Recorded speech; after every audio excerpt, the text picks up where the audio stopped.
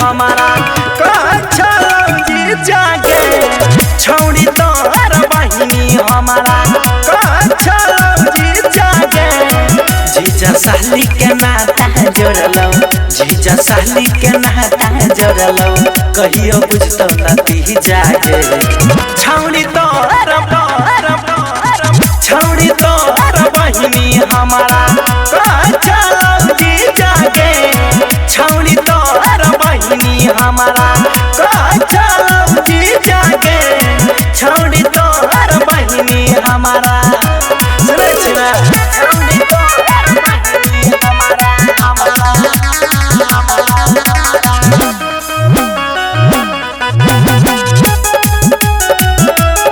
छौड़ी तोहर बहिनी हमारा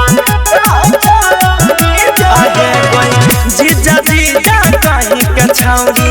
या बच्चा मरगान के सुनै छी ना आहे गई तोरो से अब बात नहीं करबौ लागतानी जान के भाई बाप तोहारे सुना लगौ भाई बाप तोहारे सुना लगौ डरे करे जा पसी जागे छौड़ी तोहर छौड़ी तोहर बहिनी हमारा कच्छा लौजी जागे छौड़ी तोहर बहिनी हमारा कच्छा लौजी जागे छौड़ी तोहर बहिनी हमारा सुनै छी ना छौड़ी तोहर बहिनी हमारा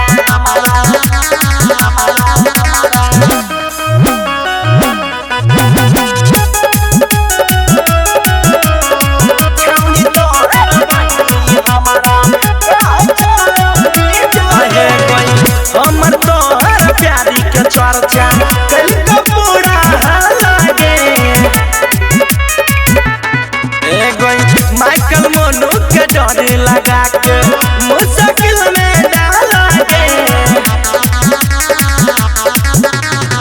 राइटर राहुल रंजन के पानी से राइटर राहुल रंजन के पानी से गल को पूरा भींजा के छौड़ी तोहर छौड़ी तोहर बहिनी हमारा कच्छा लौजी जागे छौड़ी तोहर बहिनी हमारा कच्छा लौजी जागे छौड़ी तोहर बहिनी हमारा सुनै छी ना।